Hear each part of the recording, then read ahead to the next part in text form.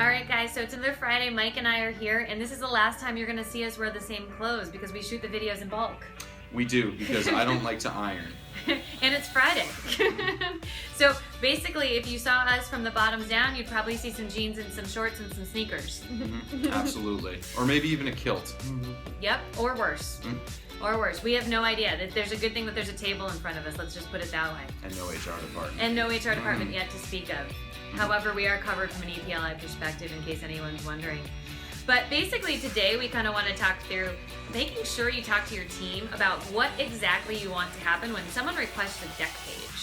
Absolutely. As Kelly and I have gone and visited several agencies in my short time here, one of the most common questions we get is, can you provide us with a talk track or scripts for when a customer asks for a deck page? Because when somebody does ask for a deck page, it really can mean a couple of different things, and depending on what that thing is, it's important on how we handle it.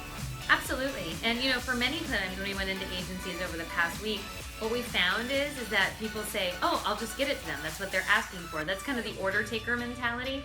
And for many agencies, it just never stopped and said, hold on, we need to talk through what it is. You know, providing good service is not always just doing what the customer asks.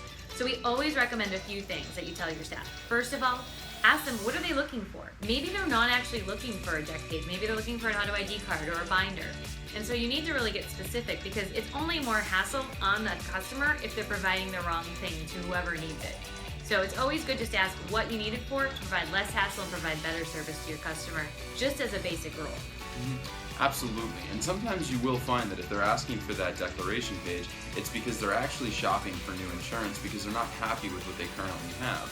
And so by doing somewhat of a proactive step and asking them, hey, are you actually looking for another line of insurance, or to make updates or create or get a new policy, well, you might not know that we work with X amount of carriers, and we can still certainly help you out and see if we can find you a policy that's going to better suit your needs.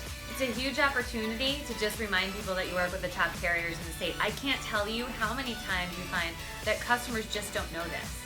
And so they might be shopping because they think that you are XYZ agency and you're giving them the best that you got. So you have to take that opportunity and really dive deep. And by just updating the application, maybe remarketing it, or changing something in their policy, you can save a customer. And every time you save a customer, that's one less that we have to think about getting and attracting new just to stay afloat. 100%.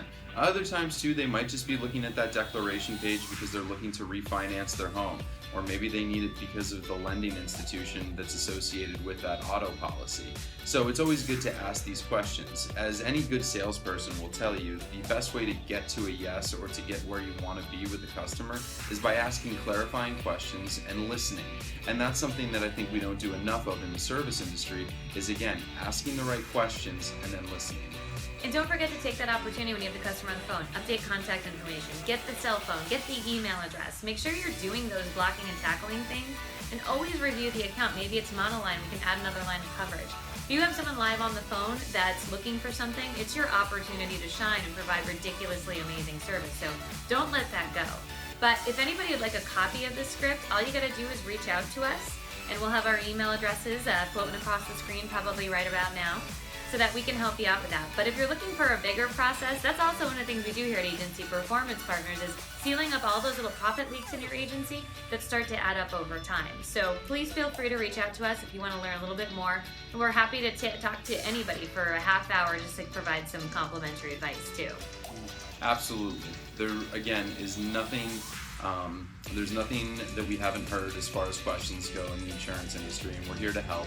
And especially when it comes to things like that, we definitely want to speak to you about it, because again, it's little things like that that can ultimately save your agency $30,000 to $40,000 a year in some cases. Absolutely. So stay tuned next week when we're wearing all different swag, all different clothes. And by the way, we always want to remind you guys, we want to hear from you. So please feel free to contact us to send in your questions, and we'll cycle them into a future video. I mean, Mike and I can talk for hours. We do all day. But the real important people are you out there who've got questions that hopefully we can answer. So have a great weekend. Do everything that we probably won't do, you know, because we're kind of old and couch potatoes at this point in time. He's getting married, I'm married, you know, we just sit around and maybe go out for some soft serve. That's a big weekend. So try to go a little crazier than we're going to be. Absolutely, guys. And if you can't be good at it. Thanks for tuning in. Bye.